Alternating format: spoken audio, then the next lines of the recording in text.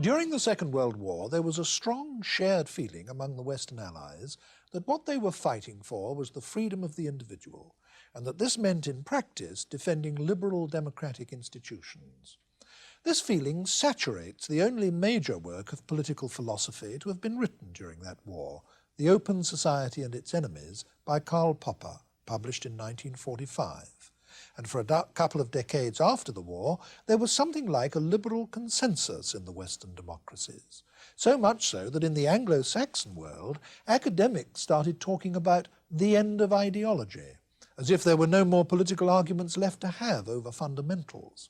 And in England, a slogan which came to be widely quoted in academic circles was, "Political philosophy is dead." Well, perhaps a reaction against this was inevitable sooner or later. And when it began to show itself in the mid-1960s, it came from both directions, right and left. Conservatives began to feel that in some ways there was now too much freedom for the individual, for instance as regards sexual permissiveness and pornography and the use of drugs, and a failure to keep down crime, especially crimes of violence. And they felt too that a whole generation of young people had now been allowed to grow up in this atmosphere without the restraints of traditional disciplines and punishments, and that the results manifesting themselves were disastrous. Meanwhile, from the far left, many of whose members were among the new so-called permissive generation, liberal democratic regimes were being attacked for entirely different reasons. From that quarter, they were accused of making little serious attempt to redistribute wealth or abolish poverty. The societies over which they presided were said to be class-ridden and racist and sexist. And worst of all, they were held responsible for the unnecessary prolongation of a bestial war in Vietnam. So, debate over fundamentals in politics began again in earnest. And now the debate was about the validity of the very kind of liberal democratic institutions that formerly had been taken for granted. Perhaps because these controversies were at their hottest in the United States, it was there that the chief figures to be thrown up by this new wave of political thought emerged. As far as analytic philosophers working in universities are concerned, far and away the most influential figure to emerge from this situation has been John Rawls, a professor at Harvard, with his book A Theory of Justice. Another much discussed book is Anarchy, State and Utopia by another Harvard professor, Robert Nozick. If one were to add a third name to this list, it would be that of our protagonist in this program, Ronald Dworkin, also an American and a former professor at Yale, but now resident in England as professor of jurisprudence at Oxford. Professor Dworkin's recent book, Taking Rights Seriously, has been met with acclaim which ranges all the way from the severest academic approval to a feature article in Time magazine, which latter I take to be an indication that it's having some influence on popular as well as academic thinking. Professor Dworkin, before I start questioning you specifically about your work and that of your colleagues, is there anything you'd like to add to what I've just said by way of introduction to this program about the historical and social context in which your work has emerged? Well, I think one or two things are interesting. It's interesting, isn't it, the degree to which many of the social problems in America that you spoke about came out of the racial issue. How many of them had to do with the civil rights movement in the first instance, and then with the special problem caused by extensive welfare programs in cities like New York, which principally helped the blacks and which were increasingly at the expense of people who formerly thought of themselves as the working classes, the taxi drivers, for example, who began to question premises that were no longer benefiting them but benefiting people still worse off. There's another dimension to it, I think, that was interesting, and that is this. When the left attacked first policy in Vietnam and then liberalism generally, they took themselves to be attacking not just a particular political theory, but the whole idea of a rational, well-worked-out political theory in general. So I think you can say that when, for example, Jack Rawls wrote his book, A Theory of Justice, that you have mentioned, it was on the one hand a defense of traditional liberal values. It was also at the same time a defense of the whole idea of using philosophy to support political positions. What were the academic roots or precursors, so to speak, of this new emergence of political thinking? I think that the most important development in the academy that directly fed into the rebirth of political philosophy was in economics. Economists had for a long time been concerned in a rather vague way with the whole idea of what makes a society better off. But in the period just after the war, there was a great deal of concern with doing that in a formal way. That is, attempting to give numbers and figures and graphs to say when a society, by virtue of some change that helped some people to the disadvantage of other people, when you could say that nevertheless the society was better off as a whole. The work of Kenneth Arrow was very important in this country, Caldor and Hicks and so forth. So it seems to me the developments in formal economics, welfare theory economics, were very important. In America, particularly, developments in academic law were also important. In this country, it's not generally thought of, the law schools are not generally thought of places where debates of political principle take place, but they are in the United States. One of the reasons for that, of course, is the importance of the Supreme Court in deciding issues of great constitutional principle. And in the period after the war, through the 50s, indeed through the 60s, great issues of principle were decided by the Supreme Court. For large part, they had to do with questions about how you could treat accused criminals, for example. But since these questions were decided by courts, they were questions for argument at the level of principle, which took place in law school. And Nozick's book, for example, which you've mentioned, shows, it seems to me, the print of a legal style of thinking about social questions. So I do think these two developments, economics on the one hand and law on the others, were academic precursors, in your phrase. Yeah. I said earlier that Rawls was far and away the most influential of the analytic philosophers to have emerged from this recent situation. I take it you would agree with that. Yes, absolutely. There's no doubt about that. You see Rawls' name now in so many different contexts. It's hard to read a legal treatise, for example, without seeing him mentioned two or three times. Talks to the nation, in this country as well as in America, on social policy, questions of welfare. Always the almost obligatory reference now to Rawls, sometimes in such language as to make me think they don't understand the book, but nevertheless, it's an obligatory reference. Great influence. Is it possible for you, before we get down to a specific consideration of what he says, to say why he's having this kind of influence? Yes. I think there are two reasons why. First, something we've just said, that is that he stands not only for a particular theory, but for a majestic demonstration of the power of argument in politics. And I think people are once again attracted to the idea that a sustained argument, which begins with things that are said to be plausibly taken to be first principles, can come down and actually tell us what to do about tort law, about the distribution of milk to school children or something of that sort. I think that impresses people very much. Secondly, we'll come on to this, no doubt, but I think the conclusions that he reaches have, quite apart from the argument, enormous, intuitive appeal to people of goodwill. They're very attractive conclusions. Well, now let's start considering them. I know this is a very tall order, but is it possible for you to characterize comparatively briefly, I mean within the context of a television discussion, what it is that Rawls is saying?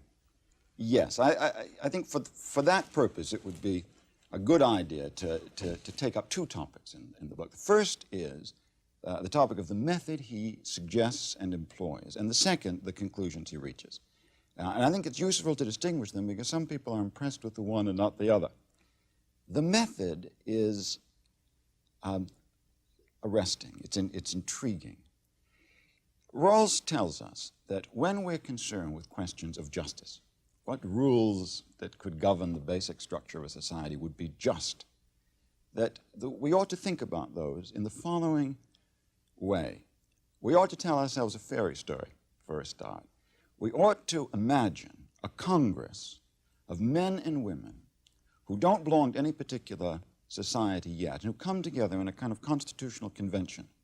They're going to agree among themselves on a constitution, how their society is to be run.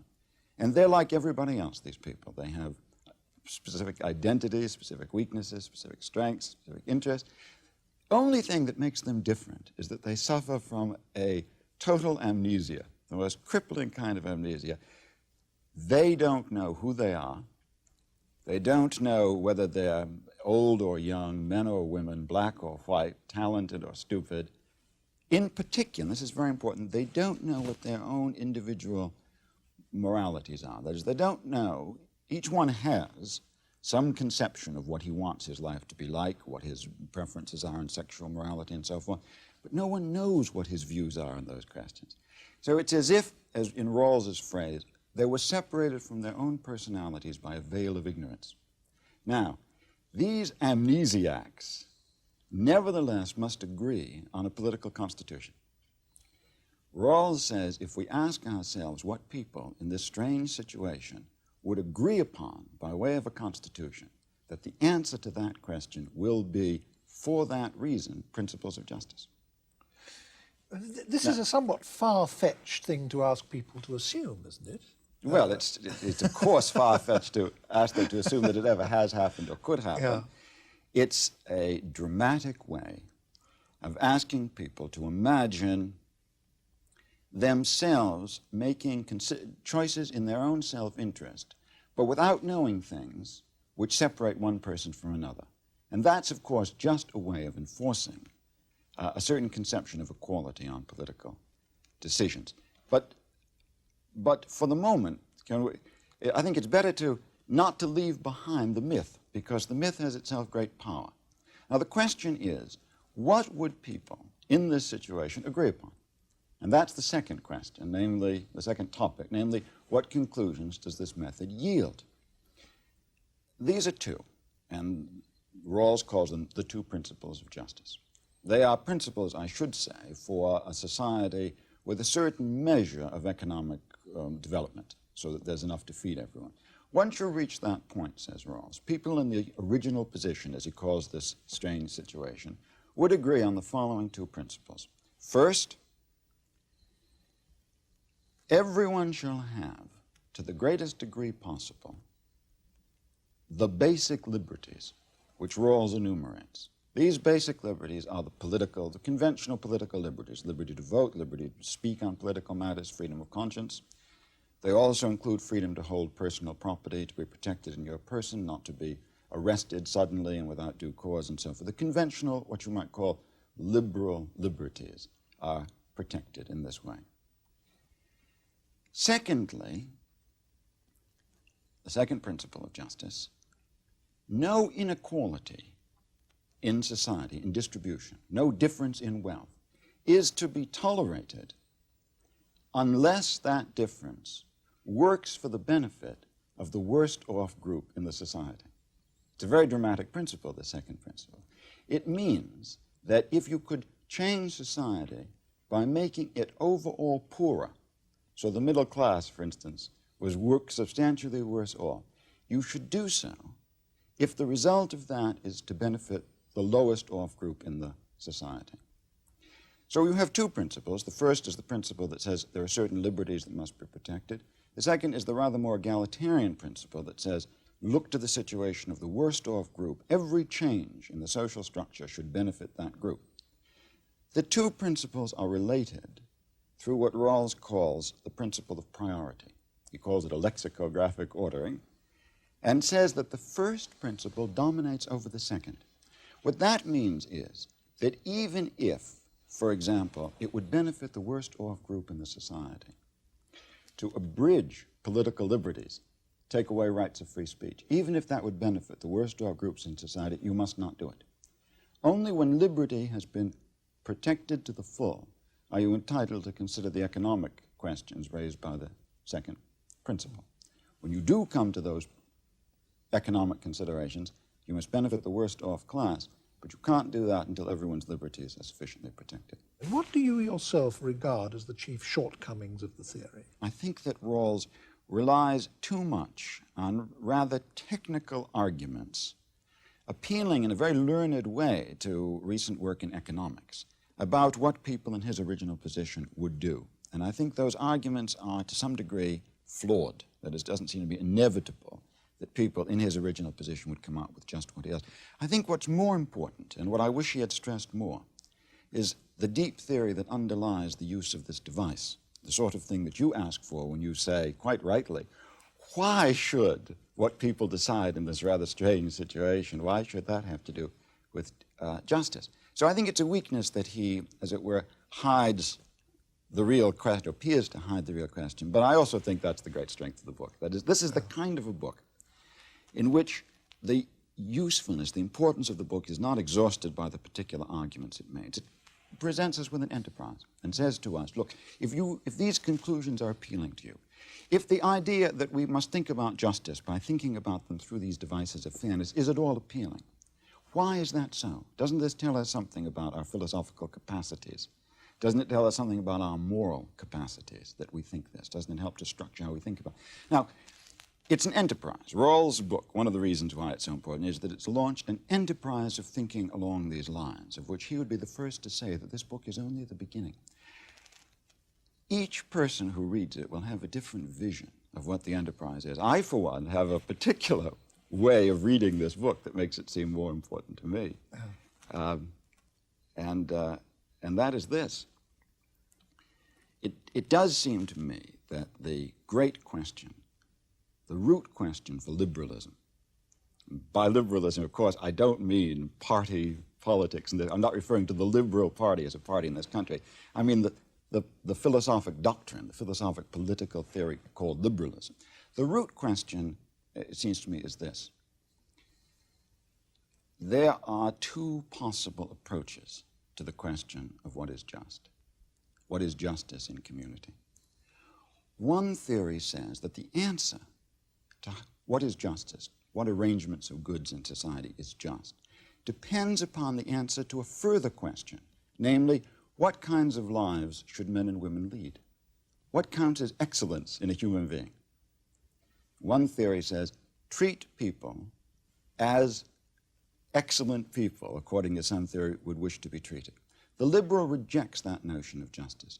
He says that justice has a call upon institutions which is independent of any particular notion of what the good life is, but rather can appeal to people as a way of regulating society that can be agreed upon rationally by people who hold very different kinds of theories of, let's say, personal morality.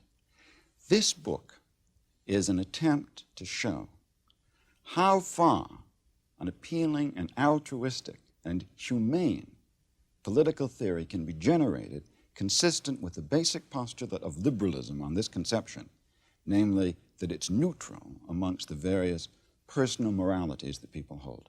And that's a very important ambition. Would it be a fair paraphrase of what you've just said to say this, that people both to the left and to the right of liberals differ from liberals in one very important respect, namely this, that both conservatives and people of the radical left tend to regard the individual as predominantly a social animal, and to think that a political theory not only usually does, but should embody within itself a conception of how individuals should live.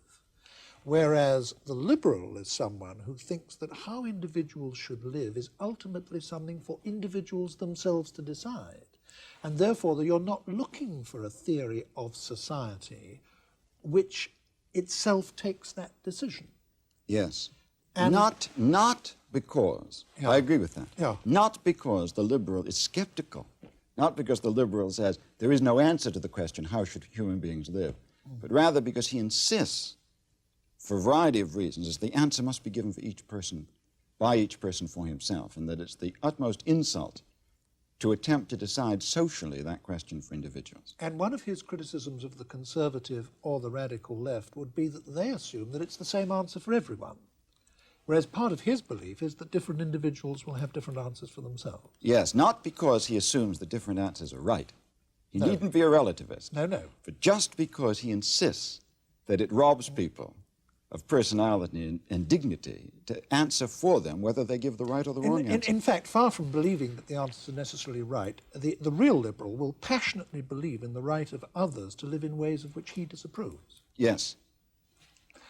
Well passionately. Passionately, as you say. Well, now, this book of Rawls, one very striking thing about it is that it spawned an instant literature and it was only published in 1971, and already half a dozen years later, there are several other books in print on the library shelves in bookshops about it. Yes. This is very remarkable. I can't remember when a whole literature emerged so quickly out of a single book as it's done out of this. You said what you yourself regard as the most interesting or important discussion points in Rawls. Are there any others with which you may not necessarily yourself directly sympathise very strongly, which are nevertheless interesting to large numbers of the other critics or writers about this book? Large part of the work on Rawls has been, as you indicate, critical. That is, they have pointed out the flaws in the argument that lead from the original position to the conclusion.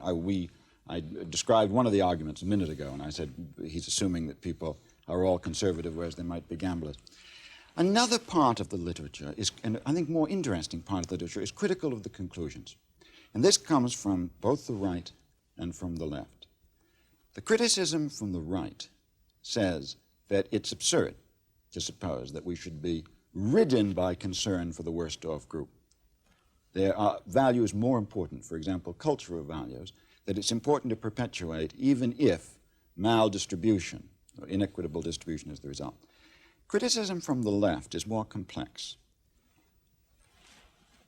It fixes, first of all, on the first of the principles that I offered and says, Rawls says that when liberty and further equality conflict, liberty is to be preferred. And there are positions on the left which contest this and say that it's a bourgeois, middle-class, liberal view. The second criticism from the left fixes on the second principle. When I described it, I said the second principle said there shall be no inequalities except as benefit the worst off group.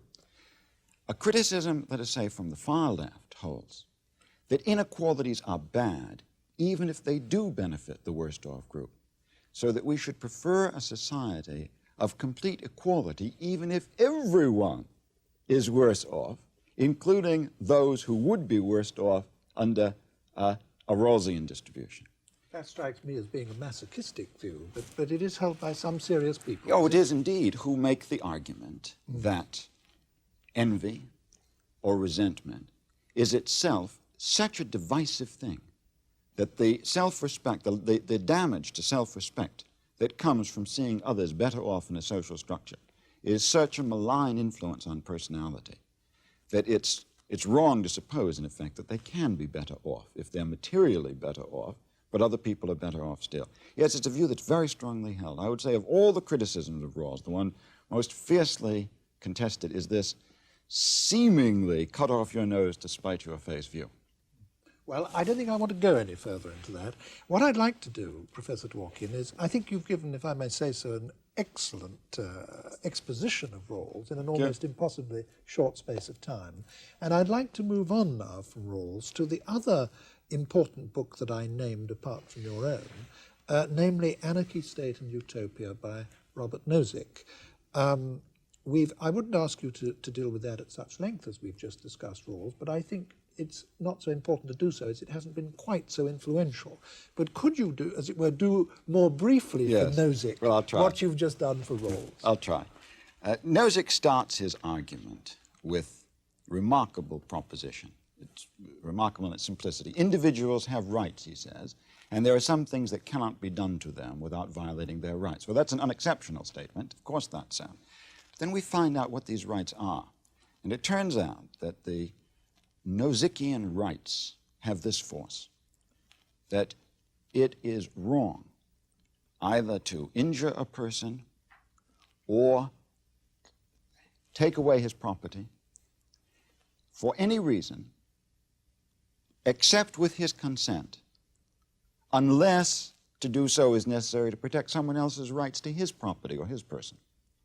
Now, this means, this is very, very strong. Indeed, it's so strong that one might ask, is it possible to have a state at all that respects that principle? And surprisingly, the first third and the most densely argued part of Nozick's book is presented as a defense of the state itself against the anarchist. Nozick obviously takes this as no mean question. And obviously it isn't. After all, if you take my property away from me, then you've violated my rights. I have a right to take it back. But a state claims a monopoly of the power to use force. The state claims the right to stop me from taking back my property against you. I've got to go to the police and ask them to do it. It prevents you from taking the law into your own hands, yes, as every state must. Yes, but what it's done is to violate my right, because it stopped me from doing something which I have every right, according to Nozick, to do, namely to protect my own property, which you've wrongly taken from me. Nevertheless, Nozick agrees that if everyone did take the law into his own hands, there'd be anarchy. So the question is, what's wrong with anarchy? And his argument here is very elaborate. It may or may not work. There's a considerable doubt about it. But in any event, the upshot of the argument is that there can be a state. There can be what Nozick calls a night watchman state, which means a state that exists simply to protect property and person, to punish people on behalf of other people. The question then arises, can the state do any more than that? After all, modern states do a lot more than that. They tax you and me and use the money they get in taxes to help other people or to do things in the common interest. Nozick gives that question a very firm answer. No. The state may not do anything except act as a night watchman. It may not tax, for example, for any purpose other than supporting the police. There are no doubt a lot of people listening who would feel some sympathy with that view. Yeah. And Nozick has been rather popular in certain political circles for at least this part of his views. Now, what argument could he give for this defense of what he calls the minimal or night watchman state? Well, his argument is this, in large part. Its argument is typically ingenious and complex, but I think the main thrust of it comes to this. He asks us to distinguish between two kinds of theories about what he calls justice in distribution. We each have certain things in society which we own, and the question is that distribution just? Now, says Nozick, one theory is what he calls a historical theory, and that says this. The present holdings are just. What you own, you justly own, provided people gave it to you voluntarily, either as a gift or in return for what you did for them. If, however, it was taken away from anyone else, by taxation, for example, and then given to you, the holding is not just. This, of course, makes holdings, this, of course, would tolerate the most inequitable distribution you can imagine. The second kind of theory, says Nozick, of justice, doesn't appeal just to history as his does, who gave who to what, but rather offers some general pattern and says, let us look at how the thing ended up. The simplest form of a patterned theory, as Nozick calls them, is an egalitarian theory. Unless things ended up equal, it's wrong, even if it was all done voluntarily. Now, Nozick says only a patterned theory could oppose his view of the limited power of the state. Because if the state is going to intervene to take money away from some and give it to others, it must be in pursuit of a pattern. Nozick, therefore, wishes to argue that any patterned theory is intolerable. And his argument goes like this. He says, suppose you could collect all the holdings, sweep up everyone's wealth, and distribute it all according to your favorite pattern. Suppose you're an egalitarian, you distribute the same amount to everyone. Now, you turn your back, and people are going to begin trading with one another. Suppose, he says, he uses here the name of a very famous American basketball player called Wilt Chamberlain. He said, suppose Wilt Chamberlain plays basketball extremely well, which he does, and people wish to pay money.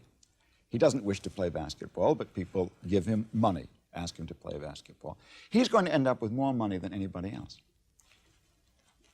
In order to stop that, you are going to have to interfere with liberty to a constant degree. To stop these transactions, stop people from doing what they wish to do, you're going to have a dictatorship. You will not preserve a pattern of justice, if that's what you want, without the most serious inroads on people's freedom. Therefore, you can't have a pattern theory of justice. Therefore, the only tolerable state is his state, namely the night watchman or minimal state. Well, this seems to be based fundamentally on a concept of the importance of free exchange. Yes. Would that be right? Yes. It seems to be absolutely the root. It comes back to this notion of consent. Yes. Anytime you lose something, it must be with your consent. Yes, yes. What would you advance as the chief criticisms of Nozick's theory? Two. First, that his notion of what basic rights people have, namely this right not to lose their property except with their consent, simply arbitrary. There is some appeal in that right, but there's also plenty of appeal in competing rights, which would have to sanction inroads against it. For example, I see nothing less appealing, just as an intuitive beginning point, with the notion that people have a right to the concern of others when they are in desperate situation themselves. Now, that obviously is going to sanction things being done that Nozick's basic principle wouldn't permit. Nozick has no argument for his basic right, in my view. He simply presents it as a starting point, and therefore it's an arbitrary study. He starts too far along with an arbitrary position. Secondly, I think, as the Wilt Chamberlain argument I gave you, I think well illustrates, his arguments tend to be all or nothing arguments. They're ingenious, but there are many of them of the form, it would obviously be impossible to prevent any exchanges. Therefore, it follows that automatically, if that's a great injustice, a little interference with liberty is also an injustice, possibly a smaller one. And of course, that doesn't follow.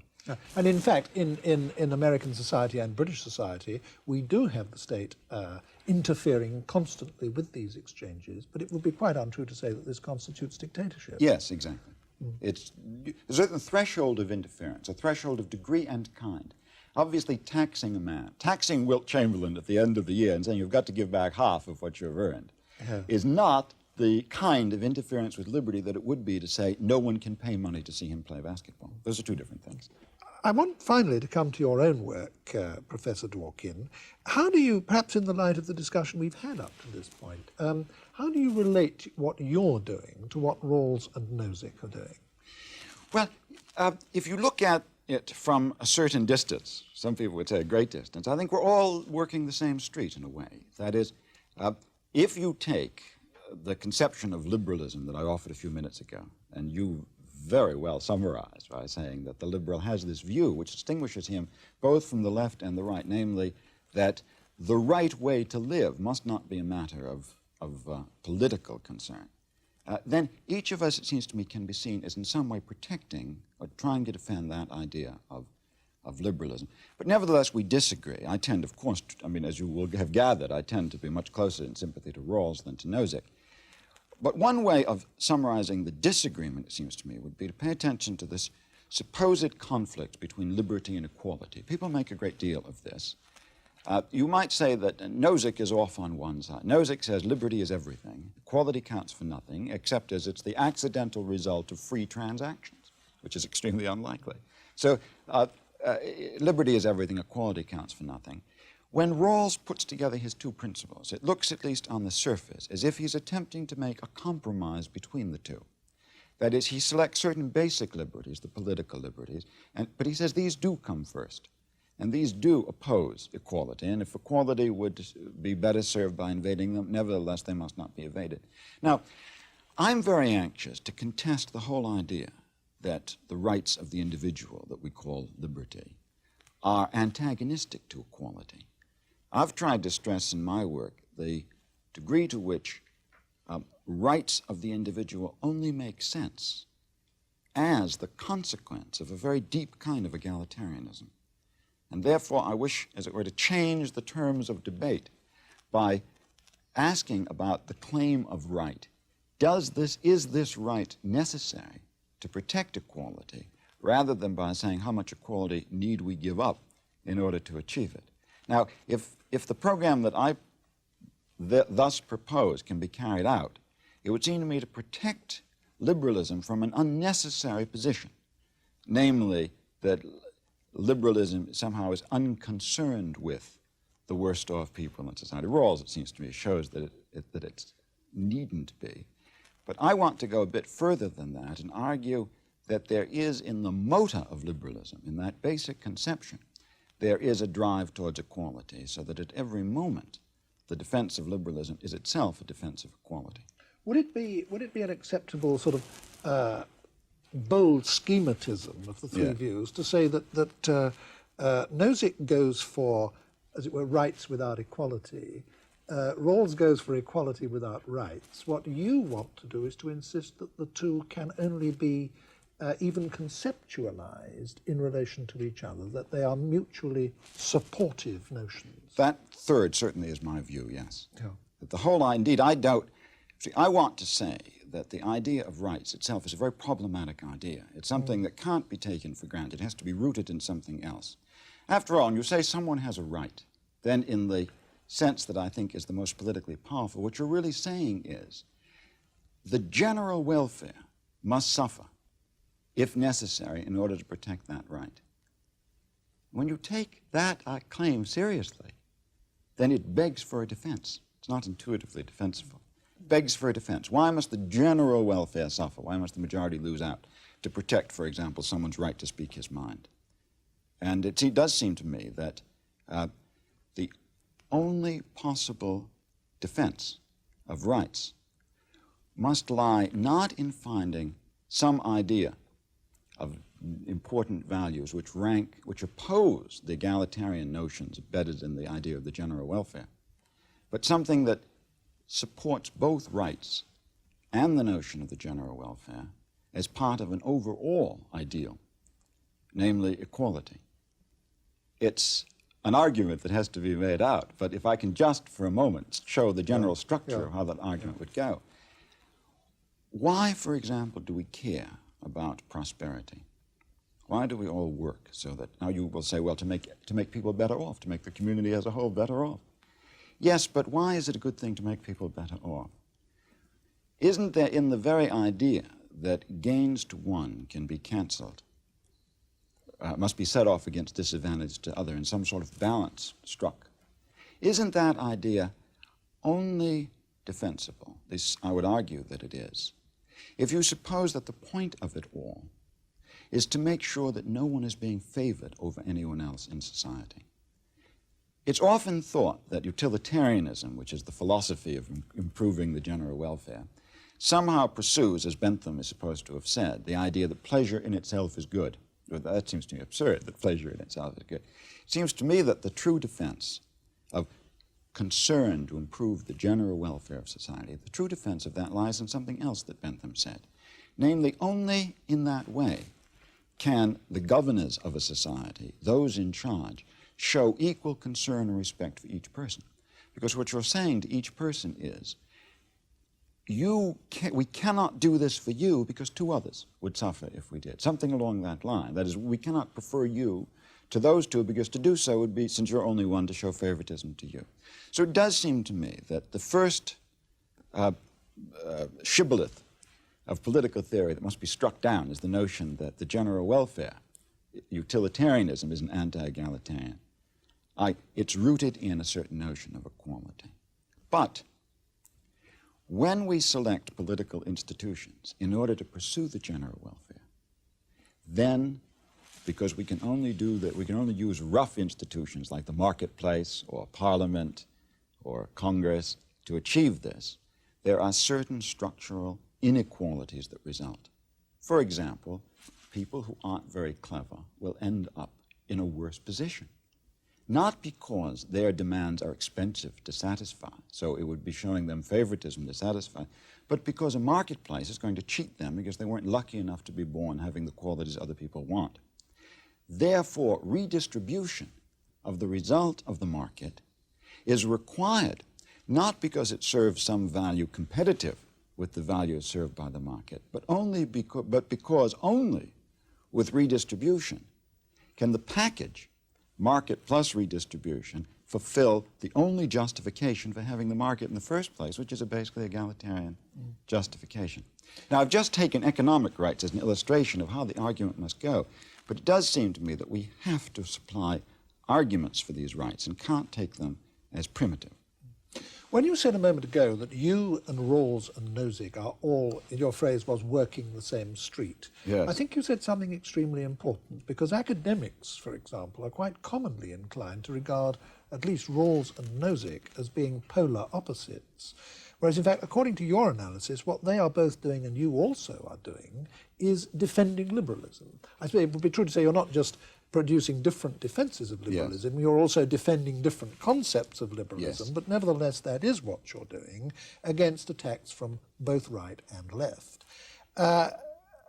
one last question I'd like to ask you before we finish this discussion is, what do you regard as the Achilles heel, so to speak, of this position that all three of you are in? I mean, where are the chief weaknesses of this position that you're all jointly defending? Yes. And I suppose arising out of that, the question, where do you think the most important or interesting work is likely to come in this kind of political thinking in the immediate future? Well, could I just say that though I did say working the same street, I think it is important to emphasize that we're not all defending the same theory. We're all defending theories which make the same claim. That is, the claim to be the consequence of a liberal position.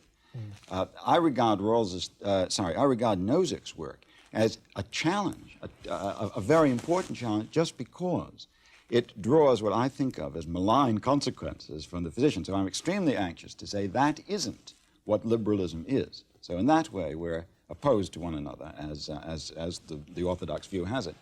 But if you go back to what I said unites us, namely this notion that political theory, a sense of justice, must be distinct from any particular theory about what the good life is, then I think the great weakness, the problem, is to defend against two attacks just at that fundamental point.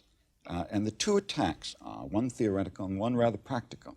Theoretical attack, which must be met, is this: that the view of liberalism that I've just described rests on a nihilistic or otherwise unattractive or impoverished view of human nature, of what human beings are. You said at one point in our discussion, these opposing views take the position man is social. Well, of course, the liberal doesn't deny that, but the argument is that liberalism is committed to what's often called a Humean or Benthamite or atomistic conception of human nature, which is wrong. Now, we don't have time to go into that, but it does seem to me, first, that it's not true, but absolutely necessary for liberals now to demonstrate that it's not true and to show that the true father of liberalism, if you will, is not Jeremy Bentham, who is in fact rather an embarrassment for liberals, but Kant, whose conception of human nature cannot be called impoverished. Now, the practical problem is this. There are certain things we all want government to do. For example, to select methods of education, to sponsor culture, which on the surface look as if they are endorsing one set of values against another and therefore contradicting liberalism. It does seem to me very important for liberals to develop a theory which would make a distinction here between enriching the choices available to people and enforcing a choice upon people. The crucial idea, it seems to me, is the idea of imagination. The liberal is concerned to expand imagination without imposing any particular choice upon imagination. But I've simply named a problem, Bryan. I haven't. It does seem to me that liberalism is rather weak at this point and needs a theory of education, a theory of culture, support, and so forth. And that, I think, is the answer to the question, where must political theory go? You said just at the beginning of the program that for a long time people had said political philosophy is dead. Well, political philosophy has been born again and is very lively. But what hasn't quite happened yet is the integration, the reintegration of political philosophy into the body of philosophy as a whole. Because, of course, no philosophical problem worth talking about can be pulled apart from the general body of philosophy. And in the two questions I've just named, namely the question of what theory of humanity, what theory of mind is assumed by liberalism, and the question of distinguishing between enriching and constricting imagination, it's plain that political theory must escape what is normally thought to be the boundaries of questions of political institutions or strategy, and must encounter, as all the great philosophers of the past did, the connections between political philosophy and philosophy as just philosophy. And it's very striking that nearly all the greatest political philosophers of the past, like Plato, Aristotle, Locke, Kant, were general philosophers whose political philosophy was just part of their general philosophy. So that's the next step. Yeah. Thank you very much, Professor Dworkin. Thank you.